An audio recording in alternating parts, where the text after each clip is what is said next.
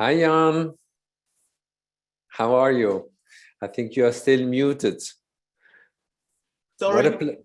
No problem. What a pleasure to welcome you.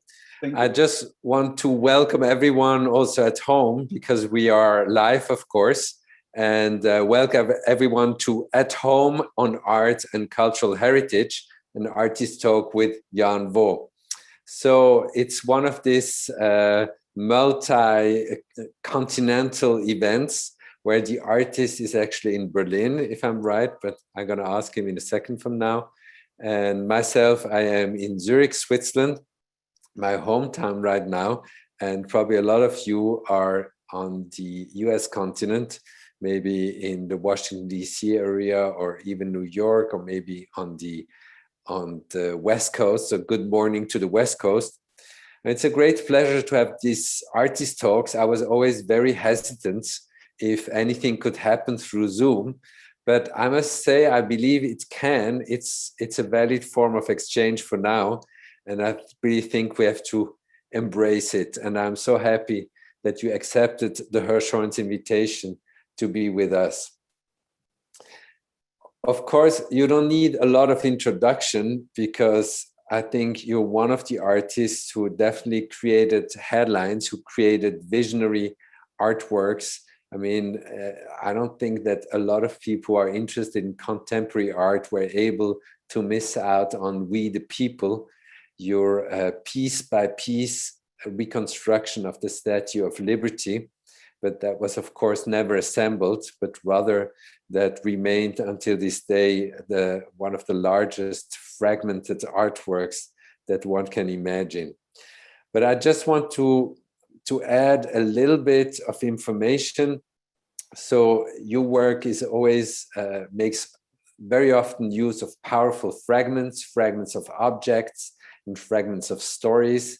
You explore issues of self-identity and cultural heritage, and your early experiences of fleeing political tensions in Vietnam, I think at age 4, where you boarded a self-made vessel or raft to escape Vietnam with the vision of a better future, and you were 4 years old. I think it was in 1979.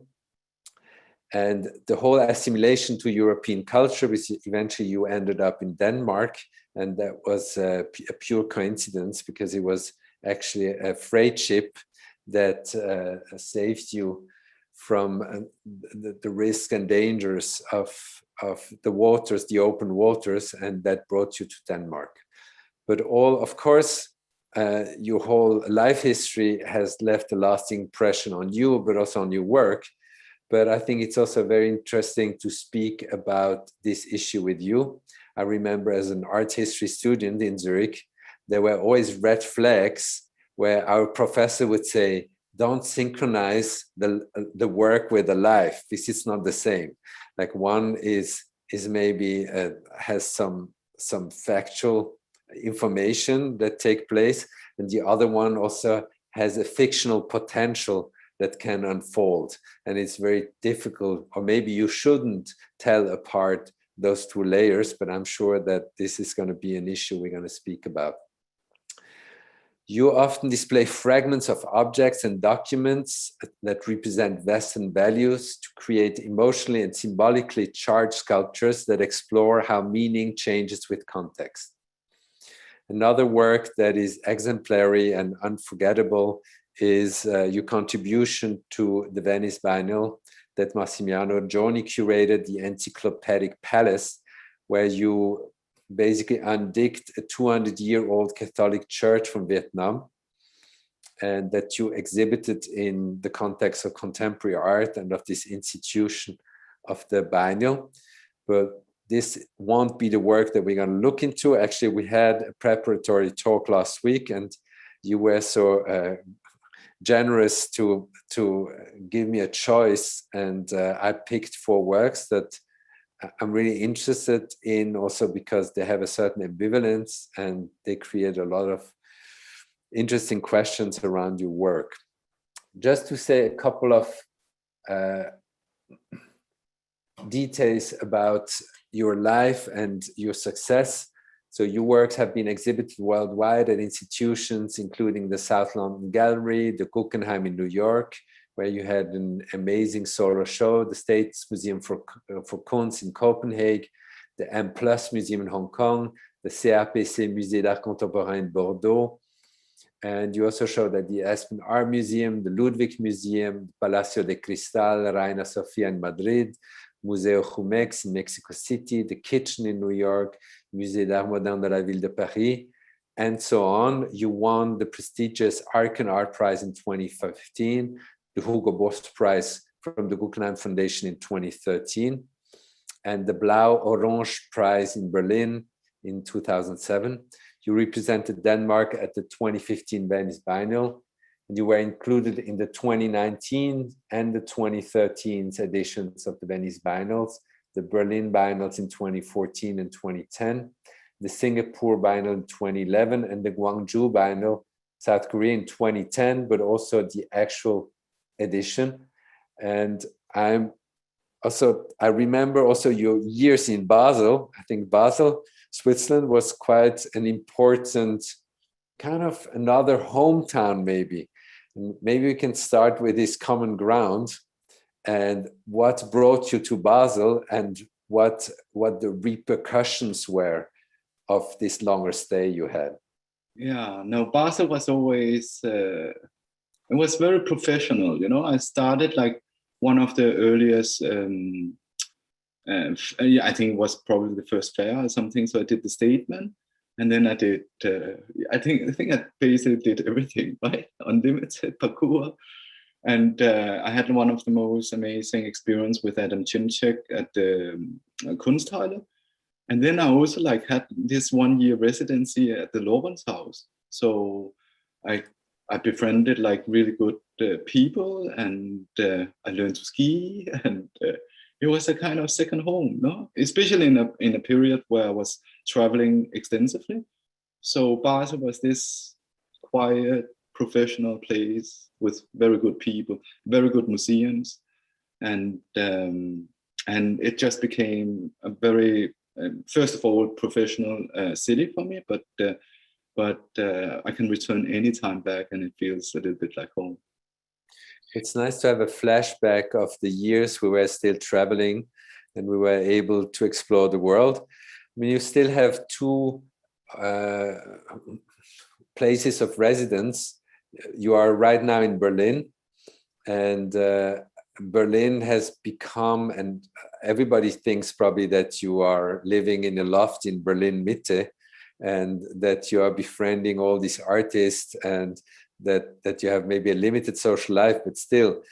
But I mean, for those who have watched the excellent videos that the Louisiana Museum in Humlebeck in Denmark has made, there's a very touching portrait of this garden with surrounding buildings, but it really seems that you are living in a garden with some sheltering opportunities. And I would love to hear more about your vision for this garden and how it came about.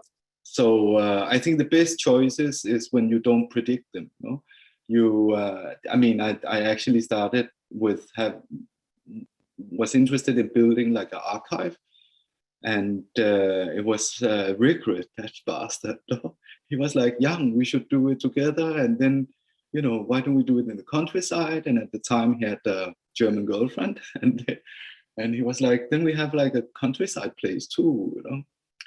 And I thought it was a good idea. He's my mentor, so I do anything for Rickred. And then he didn't have a German girlfriend anymore, and I never saw him again. And then I was sitting there with this countryside place. And if you met me 3.5 years ago, I would be afraid of rainworms, no? I'm a very practical guy, so the building that we bought, there was some land adjoined.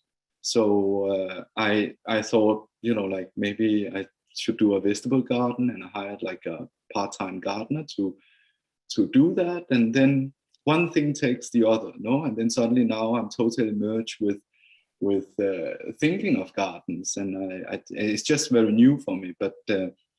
But I think it fitted very well, like in terms of where I am in my career, but also in age. And And I think I've been work damaged, you know, like we have, as an artist, like done all these kind of effort for doing exhibitions that last for a month, and when, if we're lucky, 2 months, and if we're very lucky, like a little bit longer, but they disappear again, you know. So suddenly discovering a garden where you actually get to think that in next year it's going to be even better, and in 5 years it's going to be even better, or it can also be, you know, go back and forth, but that it has a total another time span, which I think was just the right moment for me to engage with. And somebody should have told me that it's a full-time job to have a garden, and that a garden is a travel in itself. So if I have like to go away for a month or two, which I usually would do before, I miss the development of the season, no? And I don't know how to deal with that in the future, but I will. But can you describe a little bit your gardening philosophy? Is it like very, very, because you say you have to intervene, you have to cut down probably certain plants, you have to nurture them, you have to make sure that they get all what they need and so on. But how much can you just let happen? No, I And can. how much I do you mean, have to there's different steer? parts. I mean, I think at the moment it's a learning process, and it has been a learning process the last 3.5 years. But and one, you know, like I discovered, you know, like these 50 birds that singing outside of the window that I don't know 90% of the names of the birds. I don't know like the names of the flowers that I see around, but I know like all these shitty names of museum directors and artists and whatever, you know. So I think that what I found like also a kind of unbalance in the way that that I understood life in general, and for me it's just like a new journey. So it's like your unexplored continent that you are about to dive in. Yeah, a kind of. That's great. You mentioned Réécriture à Venice, and I think it's really interesting to hear you say that he's a mentor of yours, because of course there are certain maybe similar interests that you have. I mean, Réécriture being the son of a diplomat, being born in Argentina, in Buenos Aires, but as a Thai citizen, then going to school in the United States or going to art school in the United States and ending up in the New York art scene in the early 90s. And eventually, of course, developing a work that elegantly creates also kind of, I mean, in his work, it really makes sense to use this verb of digesting, but of digesting cultural identities, you know, and to play around with different notions of what a cultural identity is nowadays. Yeah.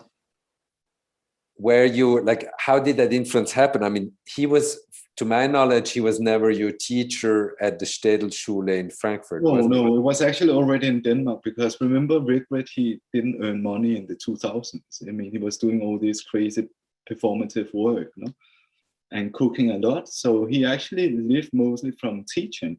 So when he was guest professor in Denmark, I think he had like 4 professorships or something. I remember sometimes it was so chaotic because he was teaching in Stadel, and he was teaching in Bergen, and he was teaching in Copenhagen. And of course, he didn't have time for all this. So he just bunched all of the students together. And then, so it was just like, but that was my first introduction for any kind of resembling of internationalism. So I met like a lot of students from different places around the world. And he was always so generous that, you know, he would exhibit around somewhere, and then he would pick up like a student from Brazil, from Thailand, from wherever, and then they were all just bunched together. No? But that, you know, like he's just the best. So it was kind of this ideal teaching of just being a role model, how to take the weight with elegance, to be an artist and to be a role model just by living it Yeah, because I think it's very difficult to teach art, no? I mean, I think it is, like one of the best sentences I learned from any teacher was probably from him, where he says, like, oh, you as as a student, you can only concentrate on your artwork, because if there's something to pick up, there's tons of professionals and they have very sharp eyes. They will find you. And I think his teaching is also, and it is a part of his art practice. It's not different from when he arranged like these situations in different exhibitions, and where he creates like a platform for people to engage in, whether whatever happens out of it, no? And that is the platforms where you can engage and you can drag whatever you want out of it. So one thing that I want to ask you, maybe also in connection with Rearcrit. I mean, Rearcrit became a US Thai artist, but you also had like kind of a very deep fascination for US culture. And I mean, I think we should dive into the first work that I selected. So Rebecca, if you could hand us over the slideshow. Thank you very much. So this work from 2006, If You Were to Climb the Himalayas Tomorrow, that you showed in several locations. You showed it at the Stedelijk Museum in Amsterdam for your solo show, but it was of course also part of your large retrospective at the Guggenheim. And I mean, the work consists, as the caption says, yes, that's an image actually where we see the wall vitrine with the light, where this was exhibited as basically encased within the wall. And so what I thought was really interesting in your work is that you are able to revive or to give the ready-made another round of vividness and of relevance.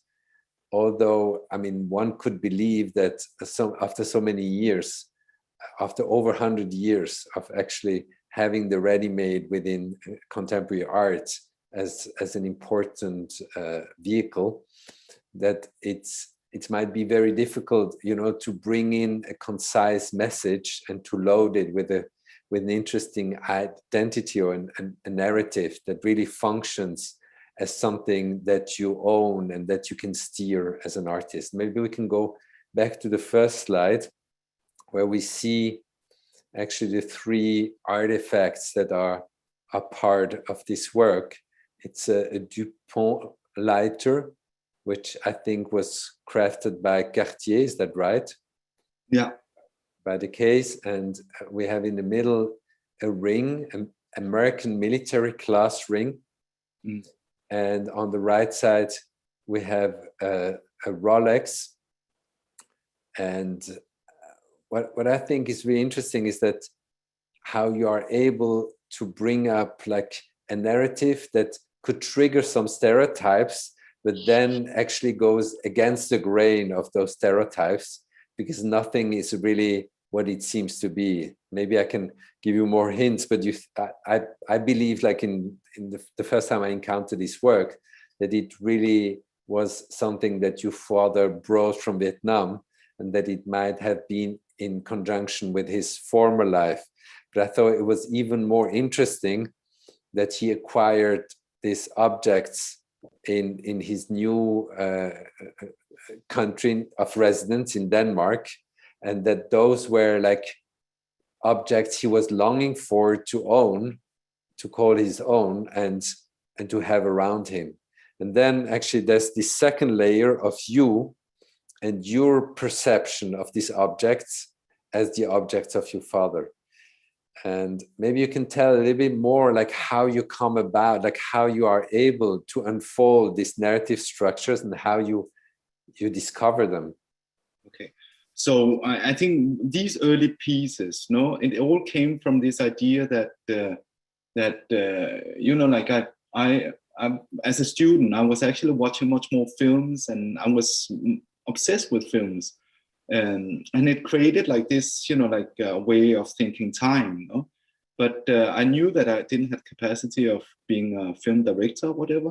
So I, as a very practical person, I was trying to analyze, if I'm going to become an artist, what space is it that I'm going to work in mostly? And that would be the confinement of the white cube, no? And the white walls.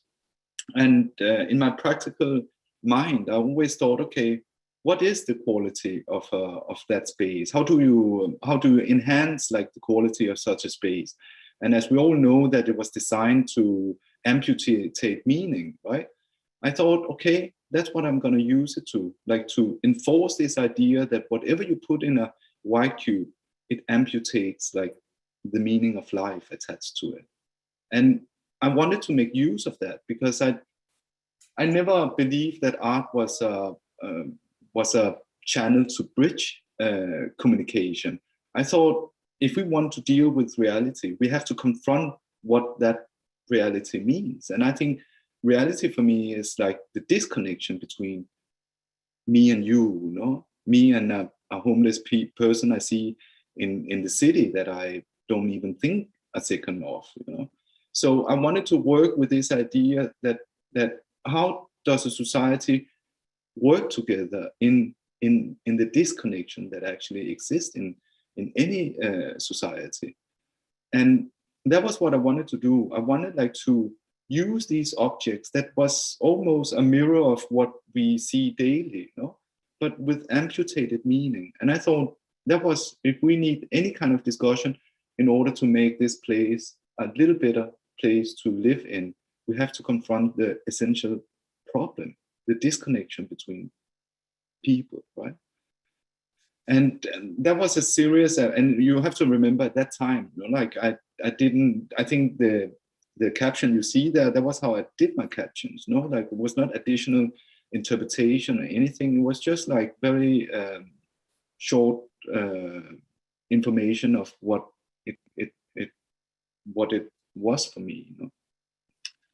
And I think it was also very early in my career, so that was what I was a kind of obsessed with. But I think looking back, I think I can formulate it a little bit more clear, in the sense that, and it's actually even within the last 2 months or something, that I think in my work I always have been against this desire, inner desire that we think it comes from within, but of course it's not. It's brought up by ideologies, capitalism, whatever. I mean, why would we like to have roses instead of violets? No, I mean, what creates these kind of different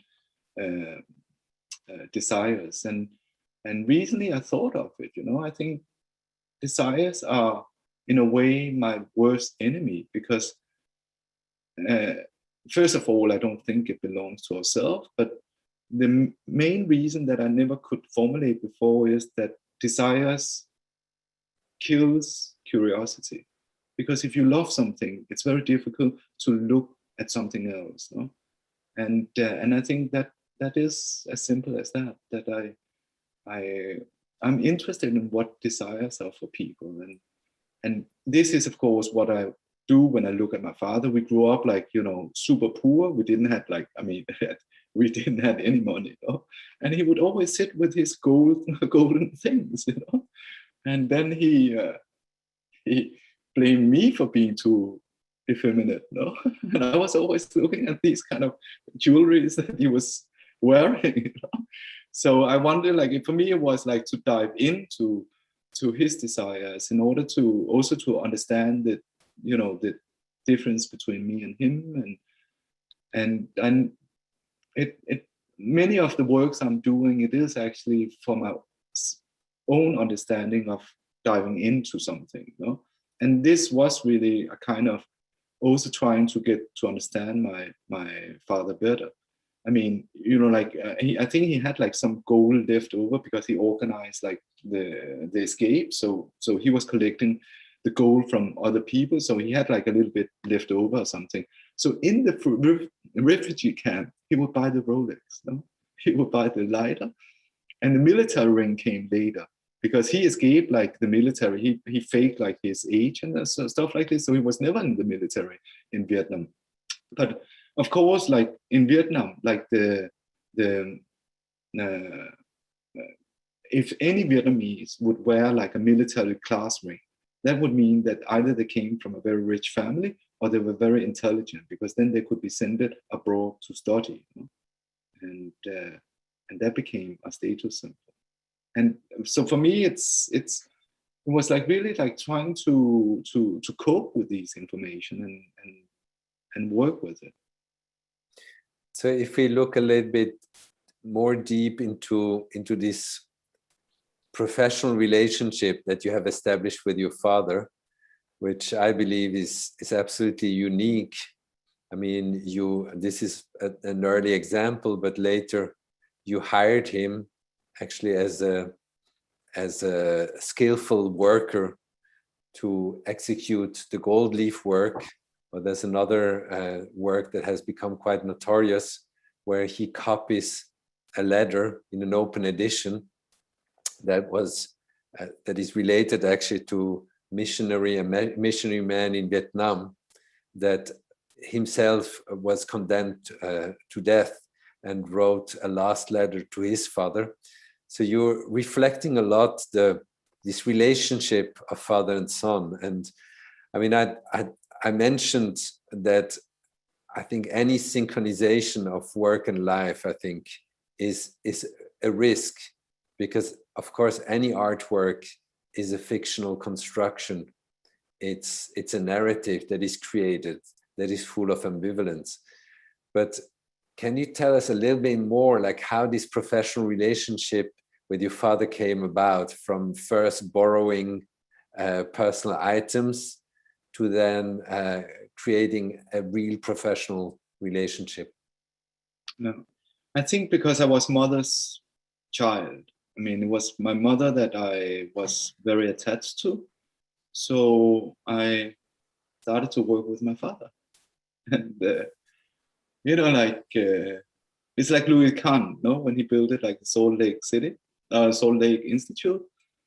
He hated so much like the technical stuff that has to be inserted in the building. So because he hated it so much, he had to work with it.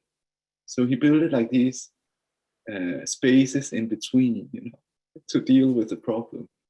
And I think, I mean, that's very inspiring for me. I think I learned about it much later, but I think it is comparable, because I think in life you have to dive into what you have problems with, and I think that also relates to the idea of desire. You know? Like you work with what is a problem for you, and that was not only like he was a kind of image for me as the cultural difference, no, but also like as the masculine opposite of me too. So there was all these elements that I thought he was a great like figure that could be my very obscure mirror of myself. You know?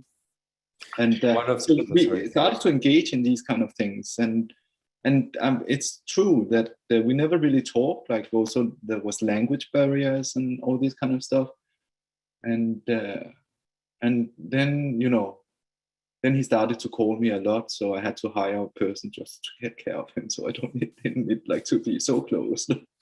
But that's one of the great part of the project, that it actually has developed our relationship, you know? Like any kind of working relationship, I guess. One of the most extreme examples, I guess, is the gravestone that you created for your father, and that was acquired, I think, by the Walker, and is in their collection. And if I got it right, it's actually, if your father passed away, the gravestone will be transferred to Copenhagen, and will become a real gravestone. Can you say a little bit more about the concept of this work, or like how the idea came about? Yeah, I think you know, like I think I was in Rome for sure, and I saw like John Keats' like tombstone, and it had like this beautiful epitaph, like that I was using. Here lies one whose name was written in water. And when I saw that, I was just like, my God, so many people's name. It's, you know, like it just belongs to a lot of people, I think. And I thought it belonged to my father too. And it was related to also my fascination of Jean Genet, you know, and he had like the most, I mean, I think at the time, for sure, I was very interested in tombstones. And Jean Genet, you know, like he trained his boyfriend and his last boyfriend and the son of the boyfriend in writing fake manuscripts that he would live off as when he was older. And so the son of his latest boyfriend was writing Latin, no? But only in the script of Jean Genet, in the handwriting of Jean Genet. So his tombstone, some fan of Genet stole like the plaque that was on it, no? So he decided to engrave it himself, and it was of course a signature of Genet, no? And so I think it was a merging of these stories and things I was interested at the time, and that then became that my father, he was sketching up like the epitaph. Here lies one whose name is written in water, and that was in his own handwriting. And it's beautiful contextualization. So I think we have to move on. And I mean, the next work that I picked is a later work from 2011, Theodore Kaczynski's Smith Corona portable typewriter, which consists, of course, of the typewriter and one of the pamphlets that has been written on the typewriter, or a copy of it. And of course, I guess most of people in the United States know this name. He was, he's probably the name in relationship to domestic terrorism in the United States. And he was hiding in a cabin in the wilderness, like almost in a Walden-like scenario, like in an updated scenario of Walden, and eventually caught. And you had the chance, as you did in many other cases too, to acquire at an auction, I think the FBI auction, of the typewriter, and you were able to buy it and to make it your own. And I visited once Cuba. It was great to be in Havana, and I really liked the Museum of the Revolution. And I was really touched by the Ray-Ban, for example, different Ray-Ban models, but I remember a particular one that was owned by Che Guevara. And I was really intrigued, you know, because I was so, I liked the object a lot, because first of all, it's a real Ray-Ban from the 1950s. And you see as an object, the way it's crafted, it's something completely different than what you see today and what Ray-Ban stands for today. And then, of course, it's also like this aesthetic of the beautiful guerrilla fighter that has a sense for fashion. And it was just like collapsing in my mind, like all these different ideas of that would collide and that would come together. But in the case of Kaczynski's typewriter, of course, you are to a certain degree also opening a can of worms, because especially in the US, it's a highly political subject. And the question is also like how to remember such events, you know, maybe just in the sense to prevent them to happen again. And what artifacts what kind of role an artifact play a role, and also like how you're able to control the narrative or to steer the narrative around an object that is so strongly loaded with an incident that was quite tragic. Yeah, I mean, it has to be mentioned that, and this was actually the first venue were displayed like 1/3 of the Statue of Liberty, and I wanted like to. I think also one of the like it was in Kassel. Was in Friedrichshainum in Kassel, and like I think for sure like I was working with freedom, because I think like experience September 11th, and that you can see like the Western parts of the Western world going into war in the name of freedom. I think then it was important to question that. Then I think when these kind of things happens, then one have like to not be so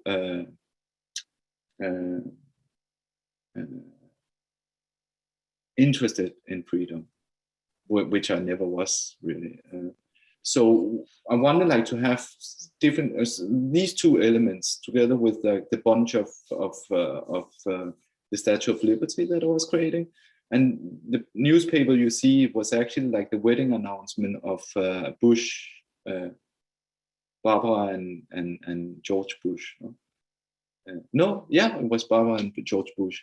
So I wanted like to, and it's like this pretty beautiful. It was this beautiful portrait of Barbara Bush as a young bride, no. And I wanted like these two elements to be in the exhibition, just to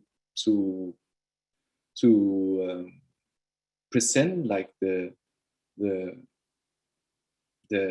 schizophrenic width of what liberty can be determined as. So that was what I did. So it's almost a counterpoint to the Statue of Liberty within that show at the Friedrichshainum. Yeah. And then, like it came also by mistake, because it was friends of mine that was very engaged with Kaczynski and was very interested in his writings. And it was a crazy thing. It was the FBI that was selling out of the private property of Kaczynski, right? So our mission was actually to get like the papers, and like his amazing codes were for sale and stuff. So we wanted to collect like a lot of the papers, and it's actually donated to a library today, And then I couldn't help myself. I'm like a kind of auction geek, So suddenly this came up, and then this came along. But it was actually the purpose of getting his papers together. But by now, those pieces are separated and in different collections. I mean, the Statue of Liberty is anyways scattered all around the world, and the typewriter is in which collection? No, I never sold it. I have it. You never sold it. What is the reason? I mean, I'm sure you certainly had offers, and I'm sure your galleries had an interest in selling it. Yeah, but I think that was like unethical for me. I mean, I don't want like to earn money on people's disasters. Yeah. So. And I don't remember, but like at the Guggenheim, did you show the typewriter also quite close to the Statue of Liberty to We the People? Yeah. Yes. Yeah, and Barbara Bush. Yeah. Was there too. Yeah. So it's a triangle of different forces and pillars of American culture. Yeah. So let's move on to another aspect of American culture in the wider sense. And that is also related to the Guggenheim. So if you can have the next slide, please. So Emur 2 from 2013. It's also in the collection of the Walker Art Center. It's an installation of 3,935 objects that belong to Martin Wong, or the collection set together by Martin Wong, the seminal artist who was part of the New York downtown scene of the 1980s, a great painter that yet has to be acknowledged, I think, on an institutional level. I think there is still kind of a large museum show that is due in the United States of this really incredible work and of an interpretation of painting that was very fresh and one of a kind. and still very far away from neo-expressionism and of the figuration that became so famous in New York in the early 80s. I think he had a completely different approach that was much closer to the East Village scene and to a group of artists that tried to establish a radical new art for the decade of the 1980s. It's Imur, maybe to start with the title, Imur 2 is an appropriation too. Yeah, it's you know, like he took a lot of acid, no, and he was like you know, he was like wild as a child or as a teenager. So it stands for I am you, you are too. That's when you take too much acid, right? It's a And that was on deviation. his, yeah, and that was on his business card. And I took that because I thought that was appropriate for the thing. And you know, like I think it's in life, and it's also in my own work. I have a philosophy that you know, if things exist in the world, then I don't want to go in competition with it. I think it's important that you fill like gaps that and cracks that exist in our life, no, and in the society we live in. And I, you know, like Martin Wong is like for the underground art scene in New York. He's like, everybody knows him, everybody loves him, everybody adores him.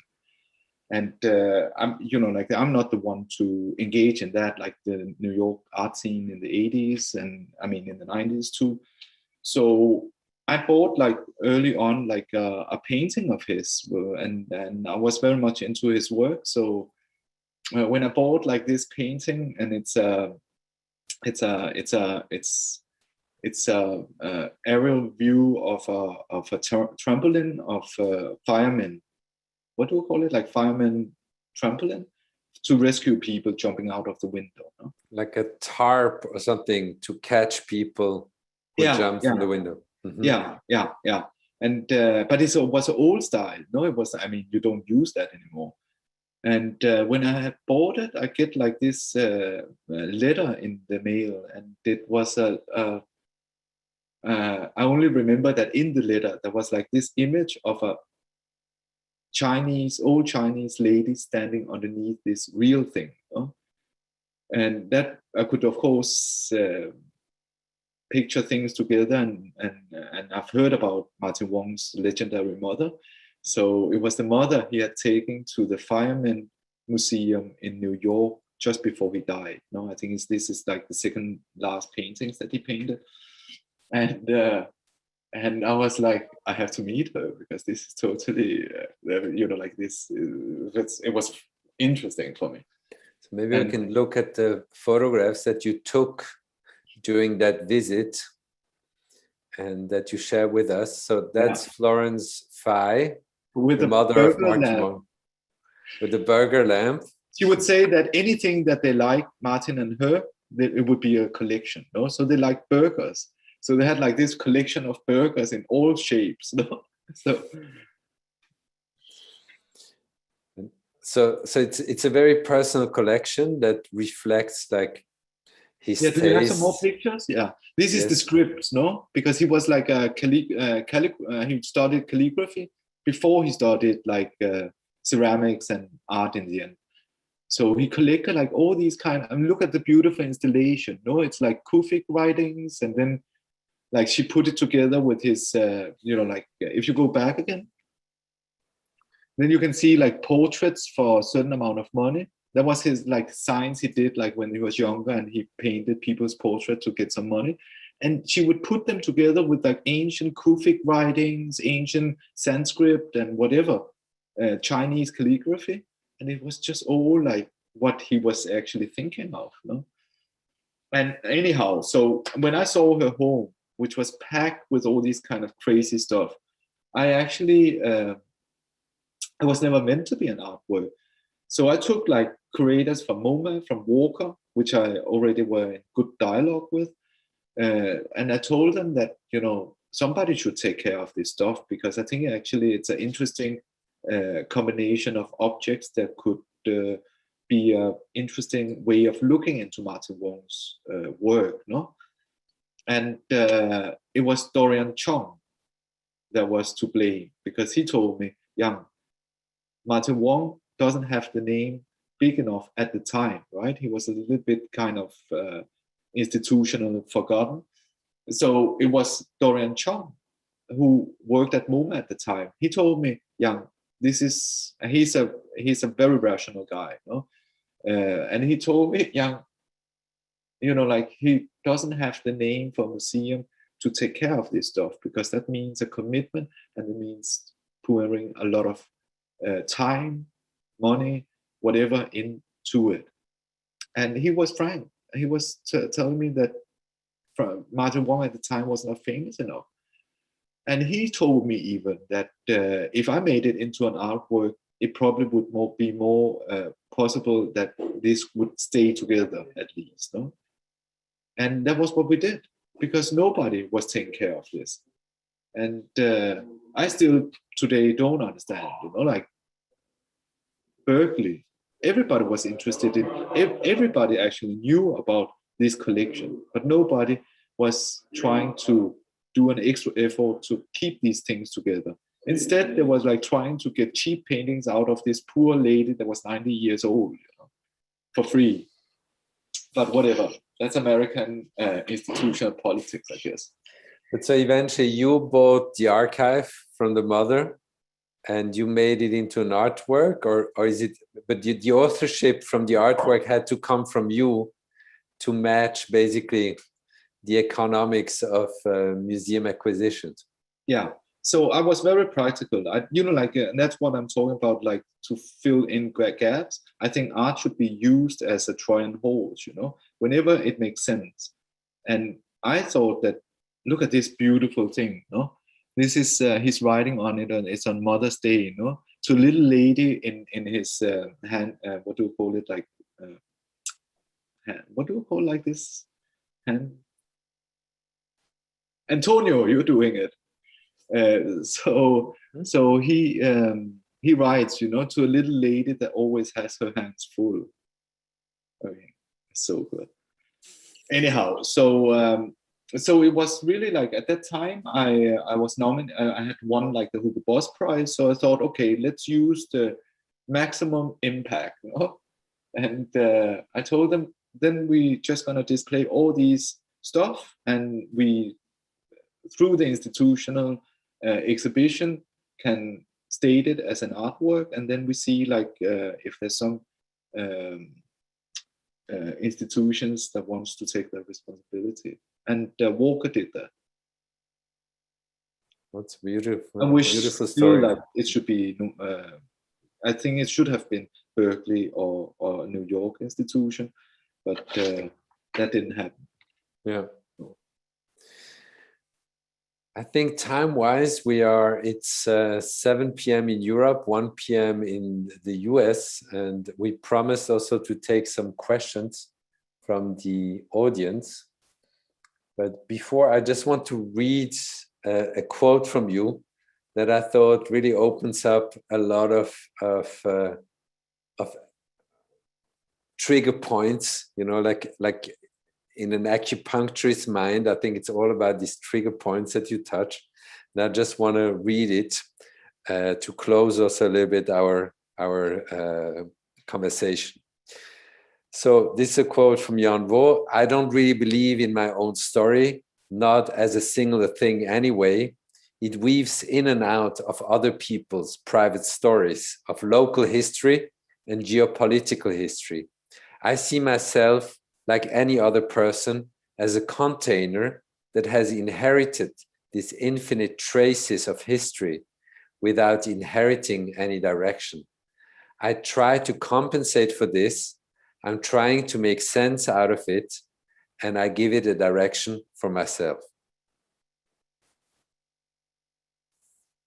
That's a very old quote. Would you correct it or enlarge it or shorten it? No, not at all. It's I think it's true. I still like I don't know who I am today. You know, I think for me, life is a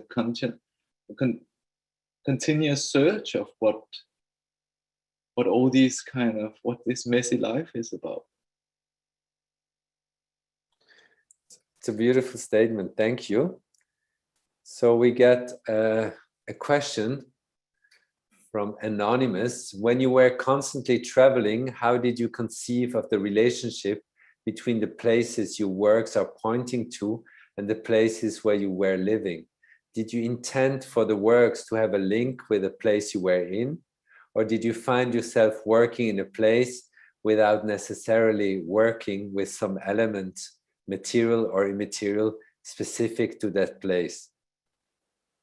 Yeah, you know, like I think traveling was always a learning process for me, but and I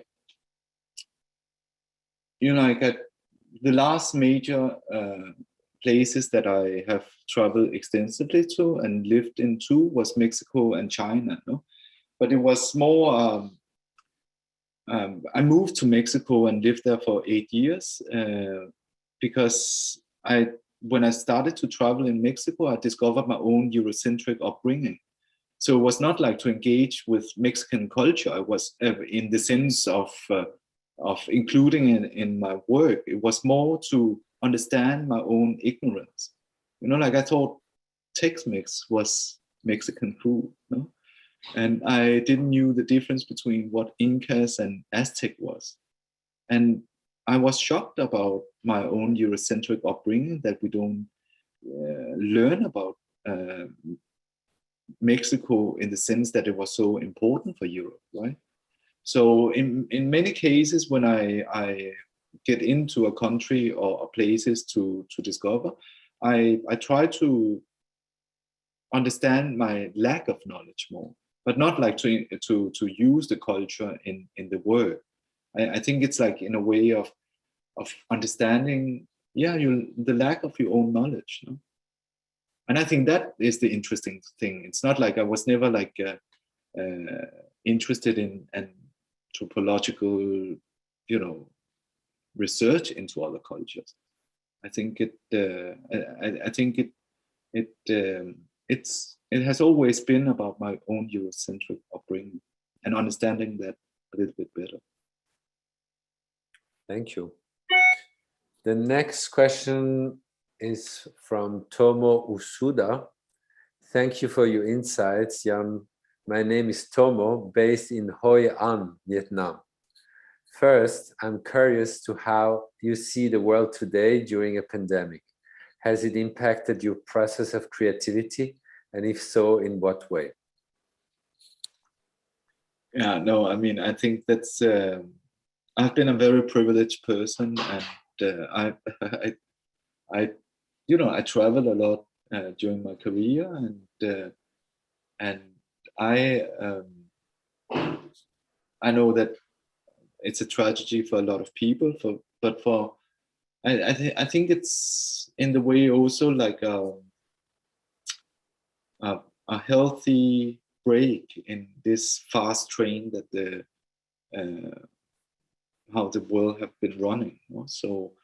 So I tend to think that in all tragedies there's possibilities of changes, no? And changes are always good. And how I try to weight it is like, do I want to see the world as it was before the pandemic? No? And I actually don't want to see the same world. So I hope that this pandemic can create this place into a place that's a little bit better than before. But that's what I hope for. But let's see. Thank you. The second part, what does Vietnam mean to you now? And do you plan to create work there? Yeah, I actually consciously, for many years